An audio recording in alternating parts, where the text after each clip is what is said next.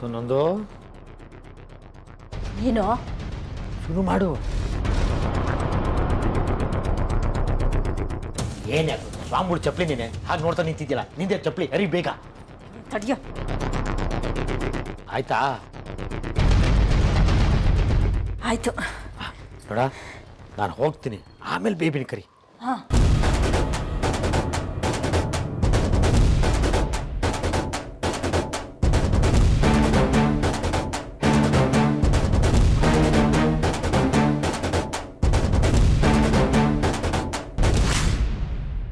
ಏ baby baby ಬಾರೇಲೆ ಇಲ್ಲಿ. ಏನು ಹೋಗಿ ಬಾರಿ ಅಂತ ಕರಿತೀರಾ? ಇನ್ನೇನು ಬನ್ನಿ ಹೋಗಿ ಅಂತ ಕರಿಬೇಕಾಗಿತ್ತೇನೋ. ಮನೆಯಲ್ಲಿ ಅಡುಗೆ ಮಾಡೋಕ್ಕೂ ನೀರಿಲ್ಲ. ಆ ಬೀದಿ ಮೂಲೆನಲ್ಲಿ ಟ್ಯಾಂಕ್ ಇದೆಯಲ್ಲ, ಅಲ್ಲಿಂದ 2 ಬಿಂದಿಗೆ ನೀರು ತಗೊಂಬ. ತಗೋ. ನೀರ್ ಬೇಕಂದ್ರೆ ಒಳ್ಳೆ ಮಾತಲ್ಲಿ ಹೇಳಿ, ಅದು ಬಿಟ್ಟು ಹೋಗಿ ಬಾರಿ ಅಂತೆಲ್ಲ ಹೇಳ್ಬೇಡಿ ನನಗೆ. ಆಯ್ತು ಬೇಬಿ ಮೇಡಮ್ ಅವರೇ, ಹೋಗಿ ನೀರು ತಗೊಂಡು ಬನ್ನಿ. ಹಾಗೆ ಹೇಳಿ.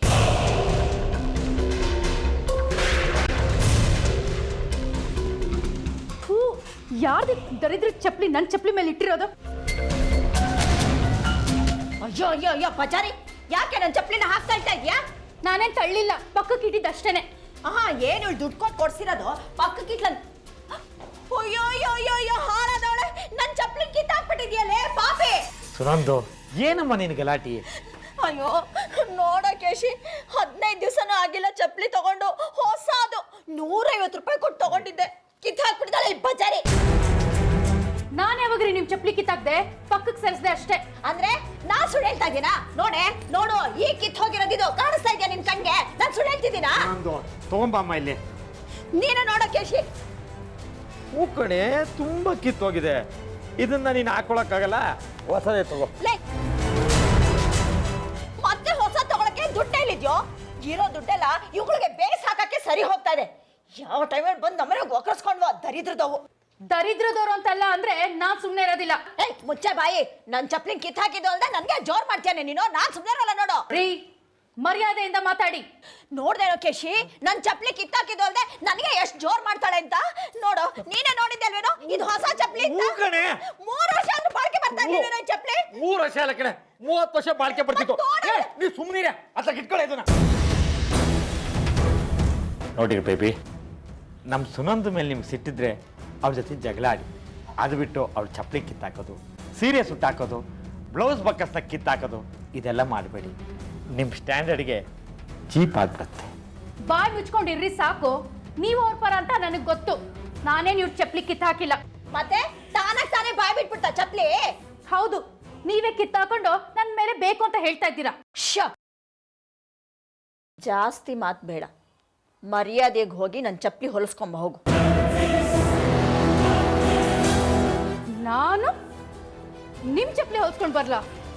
ಇನ್ನೇನು ನಿಮ್ಮ ಅಮ್ಮ ಹೊಲಿಸ್ಕೊಂಬರ್ತಾಳ?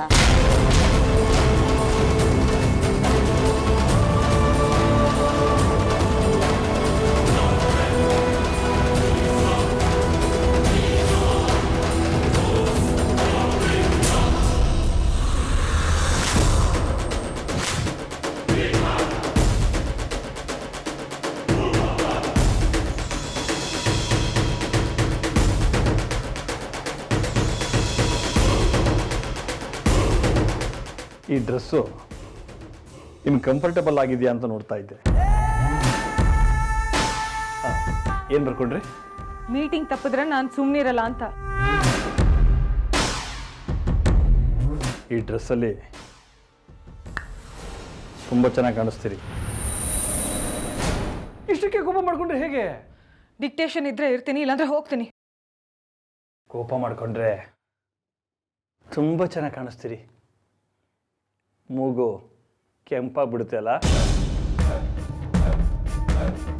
ಏನೇ ಇದು, ಗೂಳಿ ನುಗ್ದಂಗೆ ನುಗ್ತೀಯಾ? ಜಾನು, ನಿಮಗೇನು ಪ್ರಾಬ್ಲಮ್ ಇಲ್ಲ ತಾನೆ?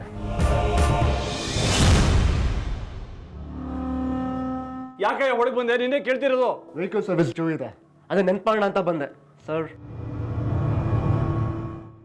ಕೇಳದೆ ಬಂದ್ರೆ ಚೆನ್ನಾಗಿರೋದಿಲ್ಲ ನೋಡು. ನೀನು ಕಂಫರ್ಟಬಲ್ ಆಗಿದೆಯಾ ಅಲ್ವಾ ಜಾನು? ಏನೇ ಇದು, ನನ್ನ ಪರ್ಸನಲ್ ಸೆಕ್ರೆಟರಿ ಜಾನು ಏನು ಅಂತೆಲ್ಲ ಕರಿತಾ ಇದೆಯಾ? ನಾನು ಕೇಳಿದ್ದು ನನ್ನ ಹೆಂಡ್ತಿನ. ಮನೇಲಿ ಹೆಂಡ್ತಿ ಪ್ರಿಯದಮೆ ಅರ್ಧಾಂಗಿ ಅಲ್ಲ, ಇದು ಆಫೀಸು. ಇವಳು ನನ್ನ ಪರ್ಸ್ನಲ್ ಸೆಕ್ರೆಟ್ರಿ. ನನ್ನ ಹೆಂಡತಿ ನಿಮ್ಮ ಪರ್ಸನಲ್ ಸೆಕ್ರೆಟರಿ ಆದ್ರೂ ನನ್ನ ಅವಳ ಸಂಬಂಧ ಚೇಂಜ್ ಆಗಲ್ಲ. ಜಾನ್ವಿ ನಿಮ್ಮ ಸೆಕ್ರೆಟರಿ ಆದ್ರೂ ನನ್ನ ಹೆಂಡ್ತಿನೇ. ನಾಳೆ ದಿನ ಅವಳು ಈ ರಾಜ್ಯದ ಮುಖ್ಯಮಂತ್ರಿ ಆದ್ರೂ ಅವಳು ನನ್ನ ಹೆಂಡ್ತಿನೇ ಸರ್.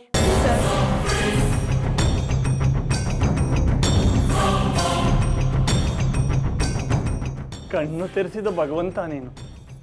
ಎಲ್ಲ ಅರ್ಥ ಆಯ್ತು. ನಡೆಯ ಆಚೆ. Okay sir.